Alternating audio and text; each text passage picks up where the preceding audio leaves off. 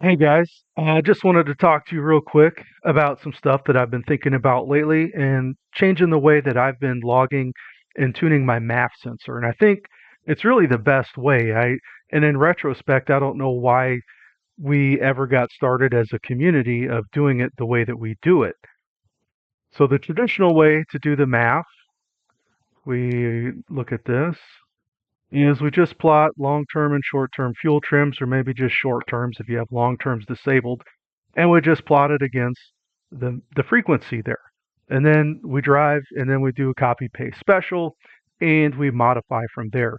But in reality, this is not how the car does fueling at all, and we need to get away from that. So to discuss that, I did make this cheesy PowerPoint slide.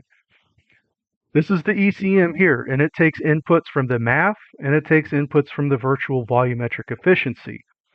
Ultimately, it has this algorithm, who knows what it is, but it decides what it wants to do, right? Quote my wife, I'll do what I want.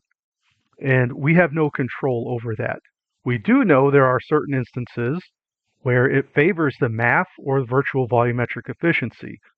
To the ECM, the MAF is like crack. It loves it. It cannot get enough MAF. And any chance it gets to run to the MAF to get its input, that's what it will do. But this is only good for steady state throttle, wide open or whatever. It's also less reliable. You have a big cam, low RPMs, due to reversion and all that kind of stuff, and quick throttle movements, it's no good. So the virtual volumetric efficiency then is a band-aid. Anytime it deems the MAF sensor is less reliable input, it's going to override it and say, I'm going to default to virtual VE. So transient throttle. Every time you move the throttle or every time you stomp the throttle and get crazy, it's going to default to virtual VE. Now there's also this tricky point, and these numbers, these percentages right here, they're not real. Like I'm just making them up, right? I don't know the actual algorithm. This is a mystery. So in general, even if you are below the RPM disable, so if we go into the tune and we have this high RPM disable, dynamic airflow, by the way, this is virtual VE. So it's saying above 1400 RPMs, you need to more heavily weight the input from the MAF sensor and start disregarding the virtual volumetric efficiency table. Even if you are below 1400 RPMs, it's still going to take input from the MAF. Like I said, it's crack. It cannot say no to the MAF sensor.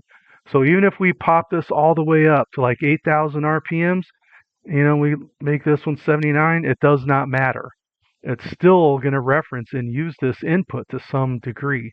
It's weighting the input, how much or when or how, I don't know the algorithm, but it's still, the MAF is always in play no matter what. But guess what happens? So it says, all right, well, I'll do what I want. Thanks for the input, VE, and thanks for the input, MAF. I'm going to do what I want to do, and that thing is called dynamic air. Based off of that grams per second, assuming you're dealing with pure gasoline, the stoichiometric ratio, 14.68 to 1, it will just divide it. And then, so if you have, for instance, 14.68 grams of air, 14.68 divided by itself is 1. So it says I need 1 gram of air.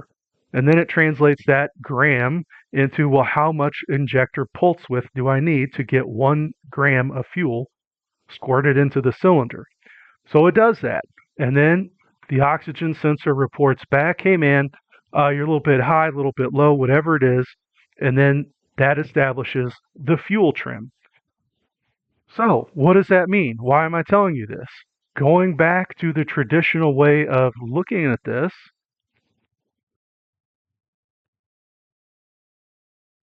we just have this. This is not right. We are putting the fuel trims for dynamic air and plotting it against the MAF. That is not the correct way to do the fueling. Now, it's true, if you drive in your steady state and you're really slow on your throttle, sure, you have a much better chance of getting to it, but you're still probably going to have to drive 2 or 3 times, and that's no good. So I've created this new math, and maybe before we get to the math, let's look at this. As an example, Whatever our MAF hertz is, let's say it's mapped to 40 grams per second. Oxygen sensor says, no good, I'm adding 10%, you're lean.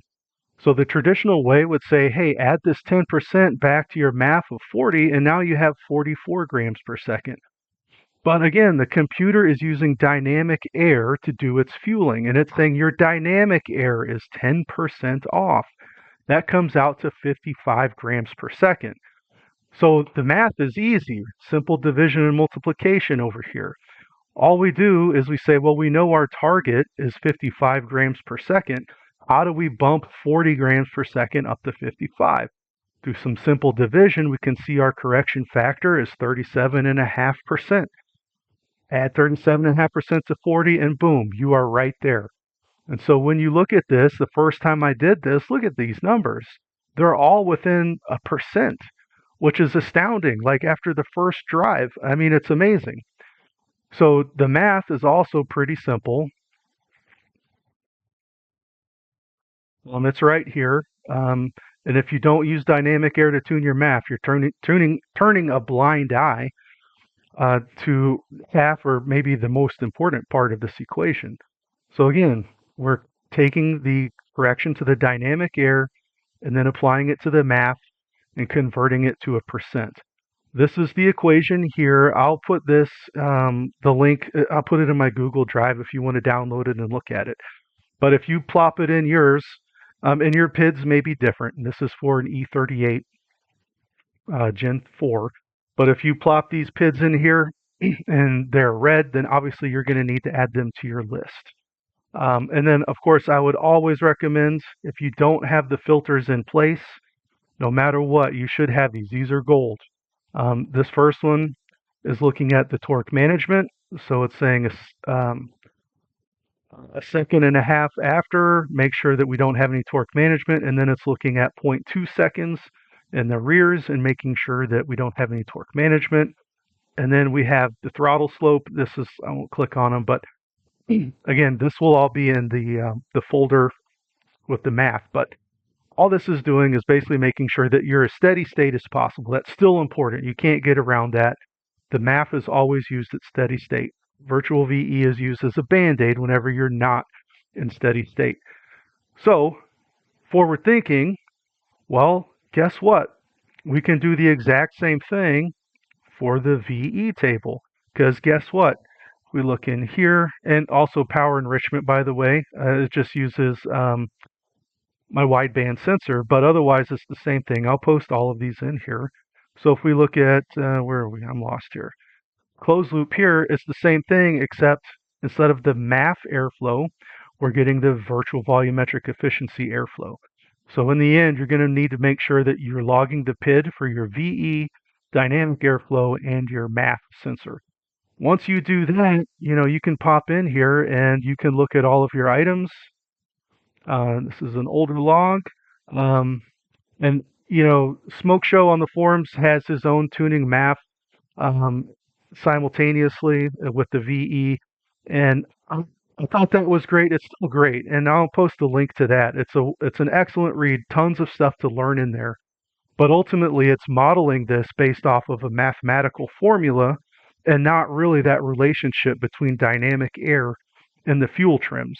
And so it's nice to know, and there may be some of that to some extent going on inside the computer, but it's maybe not relevant, or at least the logging on the CAN bus, the polling interval, is too short. And in the thread that you should read, at the end there, he starts talking about MAF reversion and other situations like the MAF sensor placement, as well as the intake tubing and piping may also impact that. And I also found in general that using the old school, well, now it's old school, I guess, tuning them together, like I just hit a really lean spot at about 3,000 and 3,200 RPMs. And no matter how much air I added to the virtual VE table at that point, and it was creating a horrible transition, it still didn't matter. It was still saying I'm always lean right here. So I really think there's something that's lost in that math. And in the end, it's complex, if we look at this, I can find it somewhere in here. Why am I blind? Look at this. You look at this map. I mean, there are a ton of PIDs in here that are being looked at. And I think for me, my biggest problem is this manifold air temperature. This is a calculated value. It's not the ambient temp or the air inlet temperature. So it may be a little bit easier. In fact, it may be a good experiment to swap this over instead of manifold air temp to just intake air temp. But as you can see, there's a lot of number crunching in here, and it really doesn't get to the heart of this, which is you have to take this dynamic air into account because that is what your fuel trims are using. So I'm hoping you guys can test this out. Let me know what you think, and see if it works for you. Anyway, thanks for listening. Happy tuning.